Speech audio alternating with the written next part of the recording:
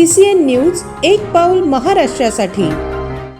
बुलढाण्याच्या खामगावात अवैध लाकूड वाहतूक करणारा ट्रक पकडण्यात वन विभागाच्या मोबाईल युनिटला यश आले आहे। या कारवाईत ट्रकमधील लाकडांसह सुमारे 5.6 लाखांचा मुद्देमाल जप्त करण्यात आला आहे। अकोट, शेगाव, खामगाव आणि मलकापूर मार्गे मोठ्या प्रमाणात अवैध लाकूड वाहतूक होत असल्याची गोपनीय माहिती वन विभागाला मिळाली होती। या आधारे वन विभागाच्या मोबाईल युनिटने शेगाव खामगाव रस्त्यावरील माऊली कॉलेजजवळ सापळा रचला। दरम्यान संशयास्पद वाटणाऱ्या ट्रकला थांबवून पाहणी केली असता त्यामध्ये विनापरवाना व बेकायदेशीररित्या वाहून नेले जाणारे लाकूड आढळून आले। त्यावेळी वन विभागाच्या पथकाने तत्काळ कारवाई करत लाकूड आणि ट्रक असा एकूण 5,63,000चा मुद्देमाल जप्त करण्यात आला आहे।